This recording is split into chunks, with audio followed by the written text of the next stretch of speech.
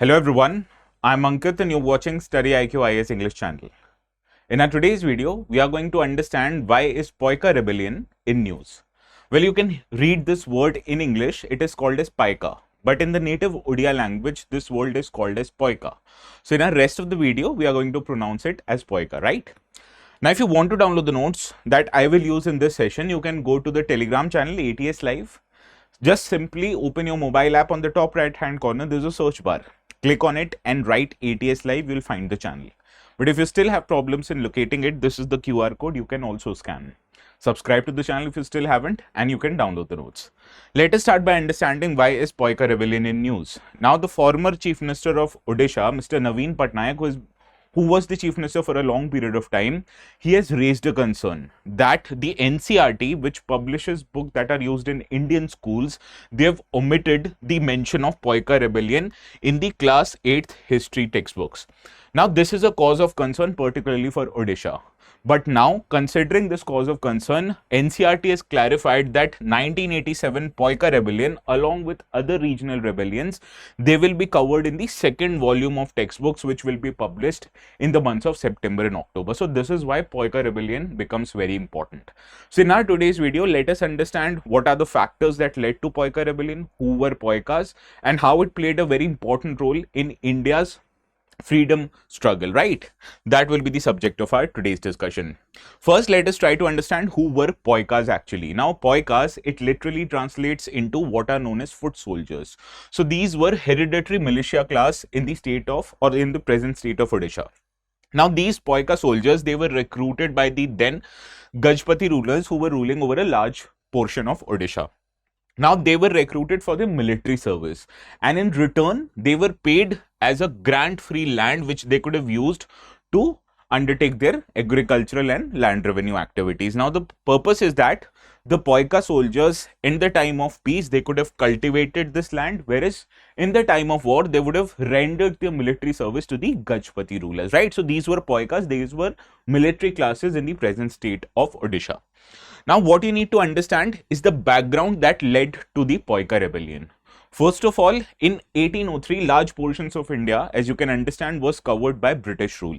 So, British commanding officer, Colonel Harcourt, he marched virtually unchallenged from Madras to Puri.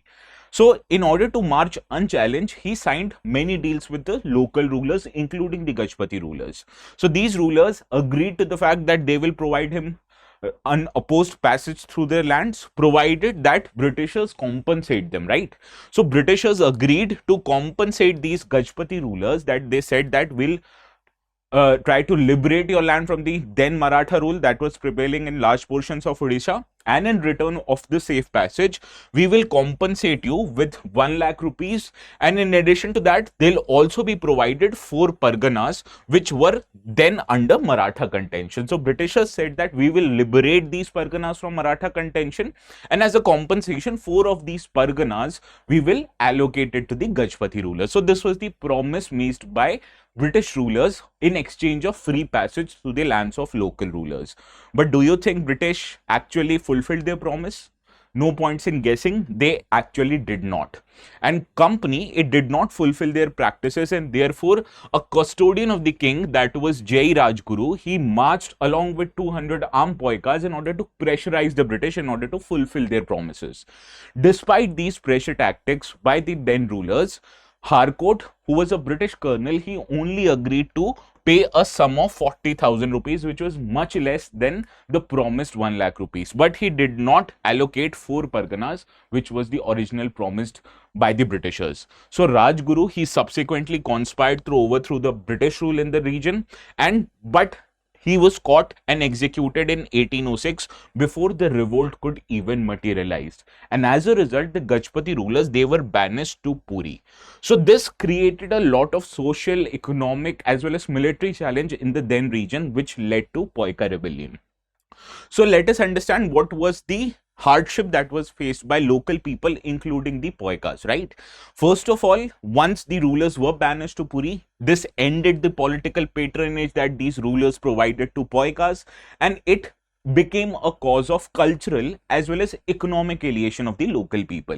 As you can understand, these Paikas under the Gajpati rule, they were provided rent-free land which they could have cultivated and earned their income during the peacetime. But this loss of free land as a result of British control over the region led to a new British revenue system.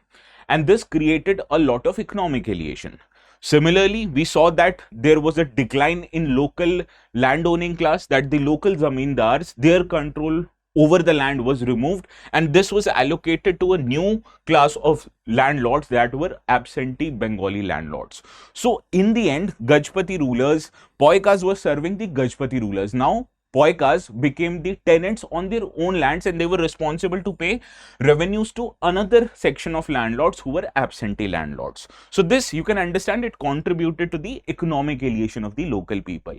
Similarly, the British demanded that these Paika people who were tenants in their own land, they should pay the land revenue in silver rupees, which also alienated the local tribals, including Paika. And not just that, British also monopolized their control over salt. And you understand, salt is something, a very sensitive issue in every Indian household. So rather than making and using the salt themselves, the local people needed to pay the revenue to the Britishers just to use a common thing like salt. And this extended not just to the regions where the Gajpati rulers control, but to the entire coastal regions of Odisha.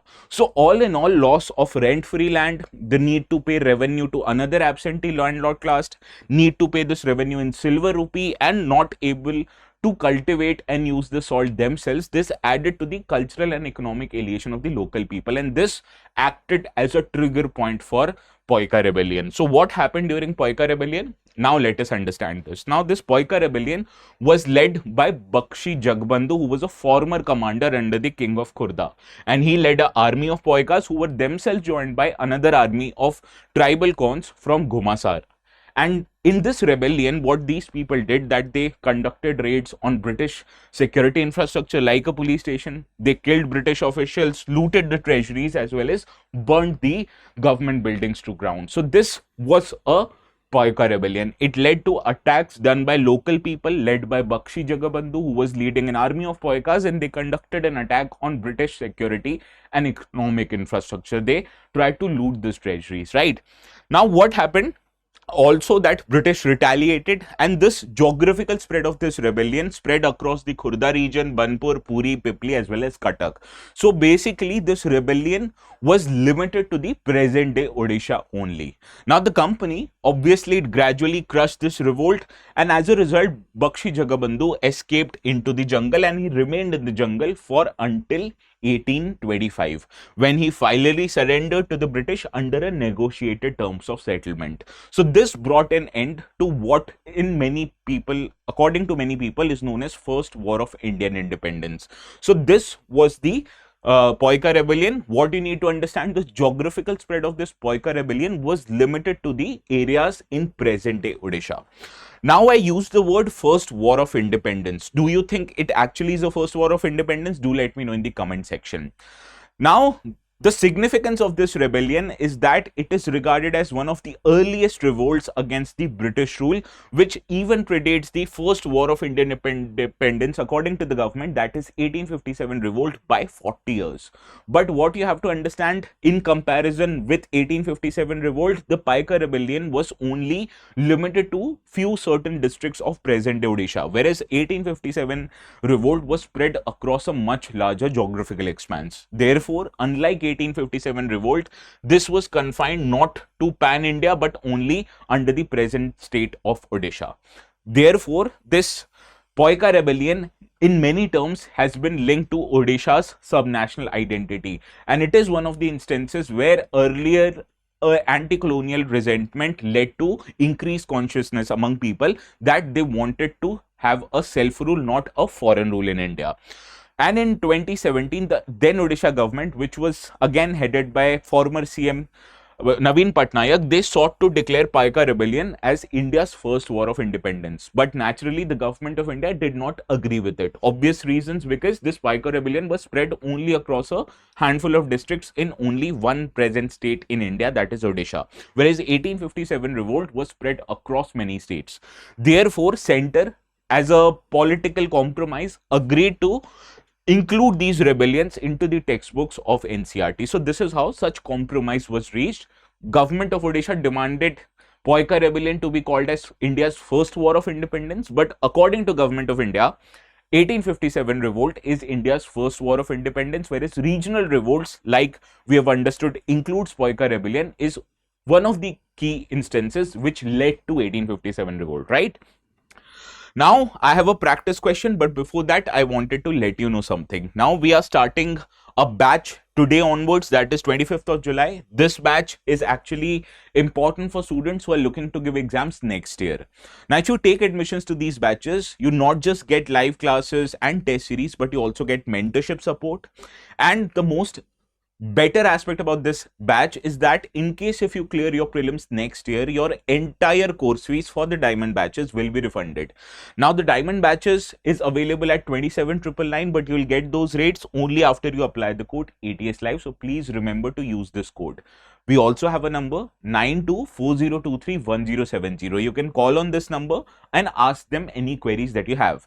Please do not forget to tell them to use this code because it helps you save as much as 7,000 rupees on not just this but in all courses of our StudyIQ IAS platform, which also is offered for 27 and 28. So please choose accordingly. Now let's consider this practice question. Which of the following statements regarding Paika Rebellion is correct? You have to identify the correct statements and do let me know in the what is the correct answer to this statement in the comment section. Now the last option, if you want to see it, this is option 2 and 3. So please do let me know what is the correct answers in the comment, and if you get it right, you'll receive a thumbs up from my side, right? And once again, the notes, they will be available on this Telegram channel known as ATS Live. So please do not forget to subscribe it and download the notes. We'll see each other again. Please have a very good day.